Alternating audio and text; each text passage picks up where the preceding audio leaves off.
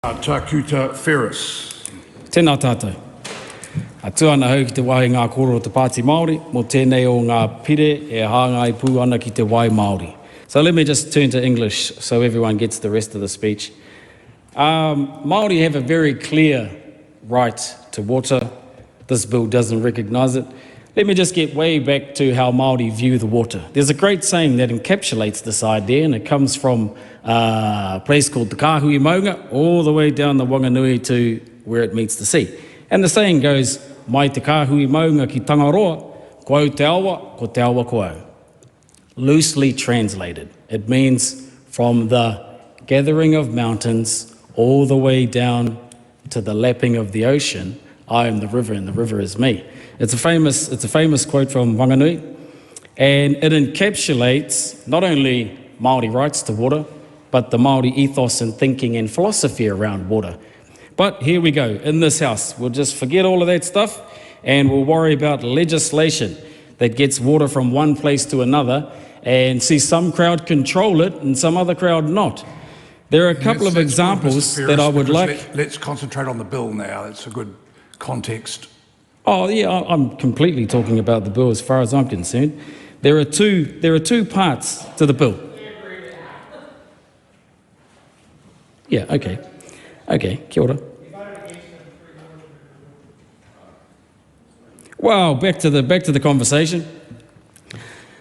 Māori rights continue to be stripped out, and whilst the discussion may be around local ownership and infrastructure and how that gets paid for at the end of the day, and I just reflect on the submissions that we heard through the Māori wards legislation, whether they stay or not, and the resounding support from the local mayors and CEOs of the country who actually prefer to have Māori at the table because Māori are a long-term financial partner in the local regions of this country. And when it comes to delivery of water, and when we get down to it, the fight for who owns water, they would be better off having those Māori around their tables instead of talking to them across the courtroom. But let's not worry about that. So, where to go? Where to go? You know, water seems to... The bill, oh yeah, I'm still talking about the bill. If you could... Point of order, Steve Abel. A large part of the bill is explicitly to do with te mana o te wai and to ensuring there is no co-governance of our water system. It's getting rid of the Three Waters legislation. I believe the Speaker is speaking directly to the bill in the subject matter, and I take issue with you suggesting that he is not speaking to the bill. Sit down, Mr. Abel. That is a decision for the chair. Carry on. And restart the clock from when the point of order was taken, please. So, context is key.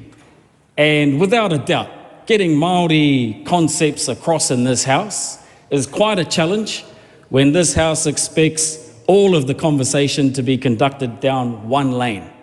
Well, there's two lanes in this house, but the Māori lane is often just, never given its rightful place. At the same time, there were kuia in places like Panguru and places like... The member's time has expired.